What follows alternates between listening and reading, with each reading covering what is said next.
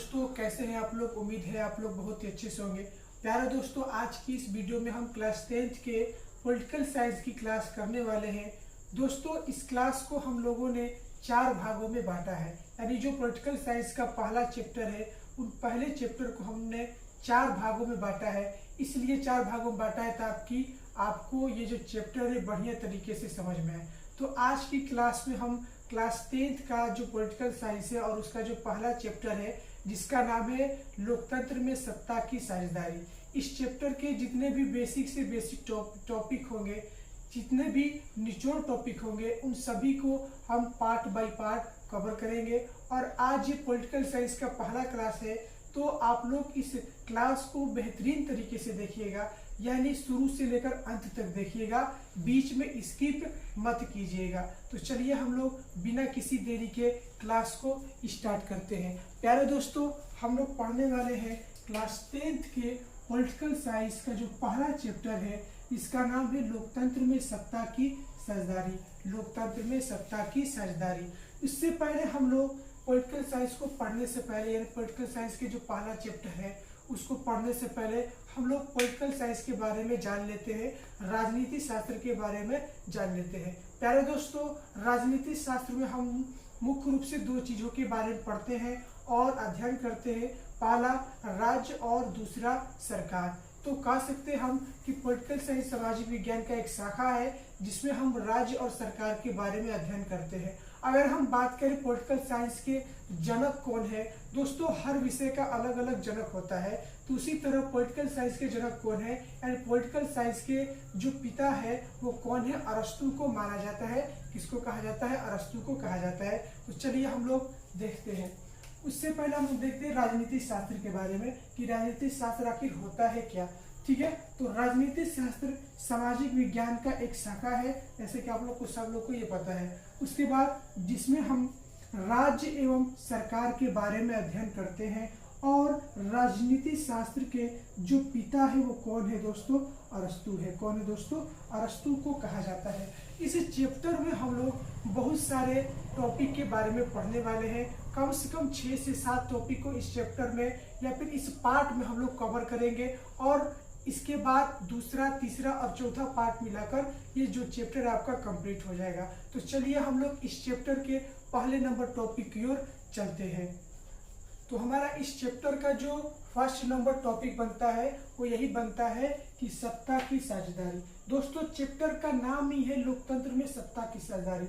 आखिर सत्ता की साझेदारी का मतलब क्या होता है?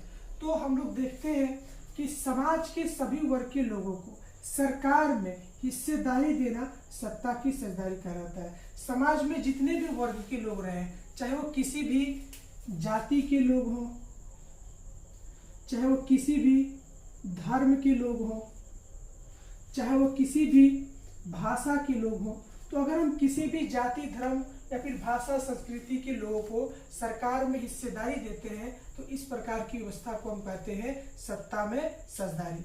तो आई होप आप लोग समझ चुके होंगे। चलिए हम लोग अगले टॉपिक की ओर चलते हैं। तो हमारा इस चैप्टर का जो दूसरा नंबर टॉपिक है वो ये है कि हम लोग दूसरा नंबर टॉपिक लोकतंत्र के बारे में समझने वाले हैं। ये लोकतंत्र क्या है? लोकतंत्र क्या है दोस्तों? लोकतंत्र एक प्रकार का शासन है। क्या है? लोकतंत्र एक प्रकार का शासन है। क्या है दोस्तों? लोकतंत्र एक प्रकार का शासन है। दोस्तों, दुनिया में बहुत सारा शासन होता है। लोकतंत्र है, राजतंत्र है, उसके बाद तानाशाही शासन है, उसके बाद सैनिक शासन है। तो दुनिया में बहुत सारा शासन है, लेकिन उन सभी शासनों में जो सबसे बेहतर शासन माना गया है वो किसको माना गया है? तो दोस्तों, लोकतंत्र को माना गया है। और लोकतंत्र हमारे भारत में है। तो हमारे भारत में कौन सी शासन व्यवस्था है? तो लोकतंत्र है, याद रखिएगा। चलिए हम लोग देखते हैं क्या लिखा हुआ है। जब किसी भी देश में सरकार का जो चुनाव होता है अगर जनता के द्वारा होता है, तो इस प्रकार के शासन व्यवस्था को हम क्या कहते हैं? लोकतंत्र कहते हैं। जब किसी भी देश में अगर जनता के द्वारा सरकार को चुना जा रहा, तो इस प्रकार की शासन व्यवस्था को हम क्या कहेंगे? लोकतंत्र कहेंगे। क्या कहेंगे? लोकतंत्र कहेंगे। तो उम्मीद करते हैं ये भी टॉपिक आप लोग अच्छे तरीके से समझ चुके होंगे। चलिए हम लोग अगले टॉपिक की ओर चलते हैं। तो हमारा नेक्स्ट नंबर टॉपिक है कि राजतंत्र से आप क्या समझते हैं। हम लोग राजतंत्र के बारे में समझने वाले हैं और उसके बाद एक और टॉपिक है जिसका नाम है पूंजीवाद। यानी हम इस क्लास में राजतंत्र और पूंजीवाद के बारे में समझने वाले हैं। इससे पहले हम लोगों ने अभी तक 3 टॉपिक को कवर किया है। उम्मीद करते हैं वो तीनों टॉपिक आप लोग को समझ में आ गया होगा। तो चलिए हम लोग समझते हैं पूंजीवाद के बारे में और राजतंत्र के बारे में। तो सबसे पहला नंबर क्या है दोस्तों? राजतंत्र। राजतंत्र भी एक शासन का प्रकार है, लोकतंत्र भी एक शासन का प्रकार है, तानाशाही, उसके बाद सैनिक शासन, ये सब क्या है? शासन का प्रकार है। जैसे कि आप लोग को हम बताएं कि जो लोकतंत्र है हमारा, ये दुनिया में सबसे बेहतर शासन जिसको माना गया है वो किसको माना गया है? तो लोकतंत्र को माना गया है। यानी एक ऐसी शासन व्यवस्था जिसमें जो सरकार का चुनाव होता है तो किसके द्वारा होता है? जनता के द्वारा होता है। तो उसी को हम क्या कहते हैं? लोकतंत्र कहते हैं। राजतंत्र में क्या होता है? तो राजतंत्र में क्या होगा? तो जो राजा का हमारा पद है, जो राजा का जो पद है वो क्या होता है? वंशानुगत होता है। वंशानुगत का मतलब अगर राजा का मृत्यु हो गया तो फिर उसका बेटा बनेगा, फिर उसका बेटा का बेटा बनेगा, फिर उसके बेटे का बेटा बनेगा। तो इस प्रकार जो है कि प्रोसेस चलता रहेगा। यानी वंश बाय वंश क्या होगा?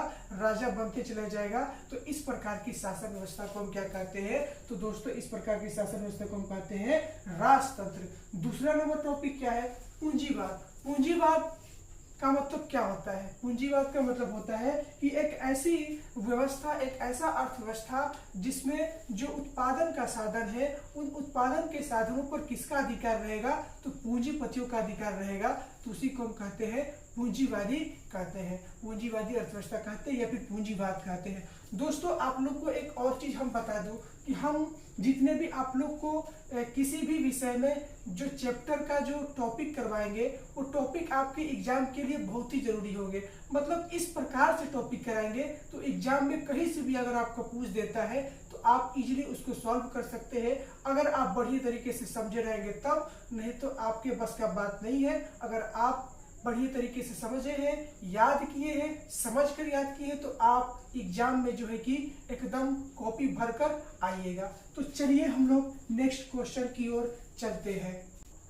तो हमारा अगला नंबर टॉपिक है दोस्तों कि सांप्रदायिकता के बारे में हम लोग समझने वाले हैं और धर्मनिरपेक्षता के बारे में हम लोग समझने वाले हैं। ये दोनों जो है धर्म से संबंधित है। ठीक है दोस्तों, ये जो दोनों हैं किससे संबंधित है? तो ये दोनों धर्म से संबंधित है। सांप्रदायिकता का मतलब होता है, हम लोगों ने सुना होगा कि देश में सांप्रदायिकता का माहौल फैल गया है, तो यहाँ सांप्रदायिकता का माहौल फैल गया है, तो वहाँ सांप्रदायिकता का माहौल फैल गया है। तो आज इसके बारे में जान लेते हैं कि सांप्रदायिकता भाई होता है क्या, बार बार इस शब्द का यूज क्यों होता है, इसका मतलब लोग समझते हैं। सांप्रदायिकता का मतलब होता है कि केवल अपने धर्म के बारे में सोचना तथा दूसरे धर्म से नफरत करना सांप्रदायिकता कहलाता है। यानी केवल अपने धर्म के बारे में सोचना कि मेरा धर्म महान है, मेरा धर्म सर्वश्रेष्ठ है, मेरा धर्म जो है को छूने वाला कोई भी जो धर्म नहीं है। तो इस प्रकार के विचार को हम क्या कहते हैं? सांप्रदायिकता कहते हैं। और दूसरे धर्म से नफरत करना यानी दूसरे धर्म का बुराई करना, उनसे नफरत करना, दूसरे धर्म के बारे में नहीं सोचना, तो इस प्रकार के विचार को हम क्या कहते हैं? तो सांप्रदायिकता कहते हैं। दूसरा नंबर पॉइंट है हम लोग का कि धर्मनिरपेक्षता किसे कहते हैं? यह भी धर्म से संबंधित है। उसमें हम लोगों ने क्या देखा था सांप्रदायिकता में कि केवल अपने धर्म से जो है कि प्यार करना, दूसरे धर्म से नफरत करना सांप्रदायिकता कहलाता है। लेकिन धर्मनिरपेक्षता में क्या होता है कि एक ऐसी व्यवस्था जिसमें सभी धर्म के लोगों को एक समान माना जाता है, एक समान माना जाता है। तो इस प्रकार की जो व्यवस्था है इसको हम लोग कहते हैं धर्मनिरपेक्षता कहते हैं। तो चलिए हम लोग देखते हैं धर्मनिरपेक्षता के बारे में। सभी धर्म के लोगों को एक समान मानना तथा किसी भी धर्म के साथ भेदभाव नहीं करना धर्मनिरपेक्षता कहलाता है। समाज में जितने भी धर्म, जाति, भाषा, संस्कृति के लोग रहते हैं, अगर हम सभी धर्म के लोगों को एक समान मानते हैं और किसी भी धर्म को ऊंचा नीचा दिखाने का प्रयास नहीं करते हैं, तो इस प्रकार की व्यवस्था को हम क्या कहते हैं? तो इस प्रकार की व्यवस्था को हम कहते हैं धर्मनिरपेक्षता। तो उम्मीद करते हैं आप लोग ये दोनों टॉपिक को भी आसानी से समझ चुके होंगे। दोस्तों अगर आप लोग को ये क्लास में मजा आ रहा है, अच्छा लग रहा है, समझ में आ रहा है, तो प्लीज एक रिक्वेस्ट है मेरी तरफ से कि आप लोग इस क्लास को जो है कि इस वीडियो को जल्द से जल्द सब्सक्राइब कर दीजिए और लाइक कर दीजिए और कमेंट बॉक्स में कुछ भी लिख सकते हैं। अच्छा लगा हो तो अच्छा, जो है कि कुछ भी लिख सकते हैं आप लोग। तो चलिए हम लोग अगले नेक्स्ट टॉपिक की ओर चलते हैं।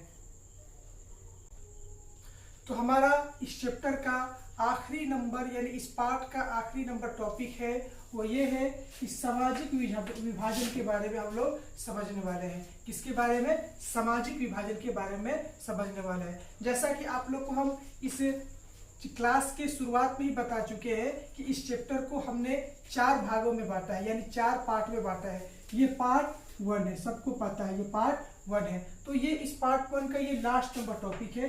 इसके बाद हम लोग पार्ट 2 में जल्द मिलेंगे, ठीक है। तो चलिए हम लोग इस टॉपिक को बढ़िया तरीके से समझते हैं और इस क्लास का बढ़िया तरीके से अंत करते हैं ताकि किसी भी प्रकार का परेशानी नहीं हो। तो चलिए स्टार्ट करते हैं। सामाजिक विभाजन किसे कहते हैं? दोस्तों, समाज का अगर जाति, धर्म, भाषा, संस्कृति और नस्ल के आधार पर अगर हम विभाजन करते हैं तो इस प्रकार की प्रक्रिया को हम कहते हैं सामाजिक विभाजन। तो समाज का अगर हम जाति, धर्म,